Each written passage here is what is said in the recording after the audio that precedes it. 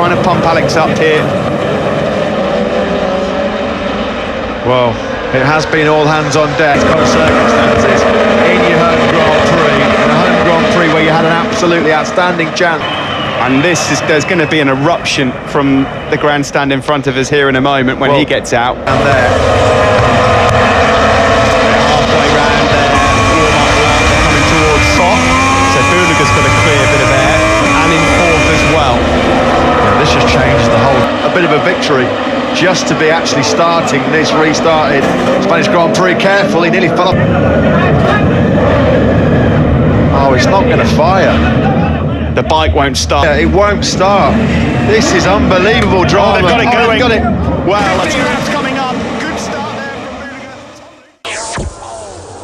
Zarco got away well, but Marc Marquez, Tino Rossi up into third place. They come into the Struben corner for the first time, and then they explode like a cork out of the bottle down through the Wienslang. Zarco on that soft front, soft Michelin rear tyre already starts to break away from Marquez and the chasing pack. That was the plan, and that is exactly what has happened. Maverick Six-lap finish.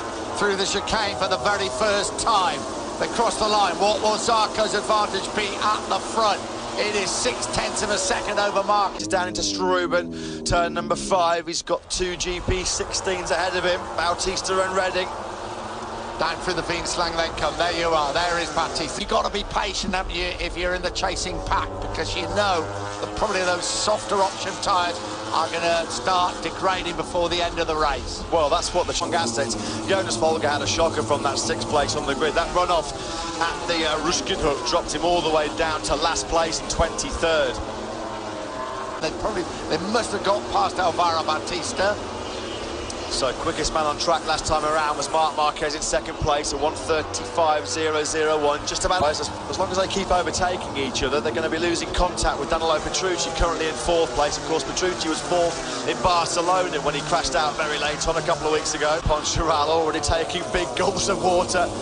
Dry mouth already for the team boss. He won't have many fingernails left by the end of this race as well if Johan Zarco continues this charge to what would run on track with a 1:34.752. Great ride by Alvaro Bautista.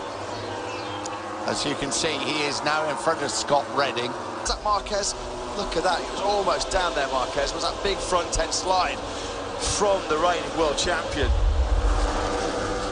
They are absolutely, and Zarco in front of him. Yeah, the theory, which of course has been thrown out of the window quite a few times this year, is with that hard tyre just behind him. You know, he's just put in the fastest lap of the race. Credit to him, he's come up for some fierce criticism for some underwhelming performances on that Suzuki. We saw him fight for the podium in Qatar. It's 9th place on the Italian, just about a 10th faster than the 3 riders in front of him. What a battle that's raging here at 4th, 5th place. Scott Redding's got a bit of daylight between himself, you know. Champion Davizioso and Vignali. And 2 riders who are really, really struggling. Danny Pedrosa's way down in 13th place. Jorge Lorenzo still not able to find himself into the point scoring. He's been in such good form. It's pretty much as you were, isn't it, in terms of the gap between those top 4. A concertina up, the effect of the brakes going into the Timmer chicane then. Redding tries to break away from the chasing pack led by Iannone from Davizioso, Bautista, Viñales and Crutchlow. This is really impressive by Scott Redding. Yeah, he certainly has. He would want to be. Zarco still leads the way. Momentarily into turn 1 off the start line. We saw Marc Marquez lead the way, but Zarco made him wait. Though I thought Valentino Rossi had a little think about getting up the inside of Marquez there. You have to give more kudos and take your hat off against Danilo Petrucci. That has really concertinaed up now, hasn't it, as they come down towards the Wienslang. 18.5 laps to go, round 8 of the Motogp World Series.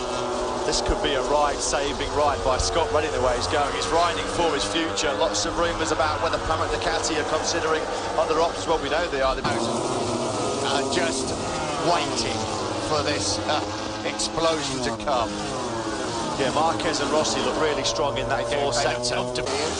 But it's edge grip you need through those fast change of direction. And, you know, with Zarco, you just wonder whether, you know, he might be just running out of a little bit of edge grip with that soft option rear tyre. Trouble is, Scott, Davizioso is bringing along a few friends with him, isn't he? And that does include now Maverick Vignali. Yeah, Scott Redding's early charge how much has he burned up? One way to go, but Dovizioso and Vinales started to really pile on the pressure now.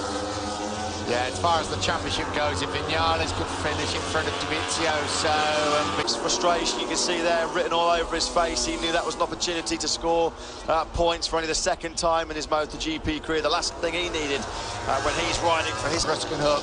So that's it, there's no rider now in MotoGP that scored points in every race. Jonas Folger was the last one, the first race error we've seen of the year from the German, not the way he would have. GP16 is quick.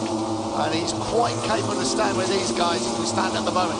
Ready coming under real pressure. Dovizioso thinks about getting up inside of Vinales. Plastic and clinical timber chicane move there on the brakes by Bautista, executed to absolute perfection. So Bautista back up into 7th place. Rossi's through on Marquez. So Yamaha 1-2 then. Johan Zarco, the rookie sensation, still leading. Marquez led briefly off the line. Zarco. Rossi moved into 2nd place, the first move of the top 4 for a long, long time. Zarco trying to break them to the front, that hasn't worked, so we'll just see what Zarco's got. We know what Zarco has got. He will fight aggressively to hang in there. I just wondered whether Marquez was going to have another lunge at Rossi at the timber chicane. Contact between Zarco and Rossi. Rossi was really fortunate the second time this year that there's been contact between Zarco and Rossi. Cash your minds back to the Circuit of the Americas in Austin, Texas. Incident, right. Let's have a look at it. Yeah, Rossi's running a wider line.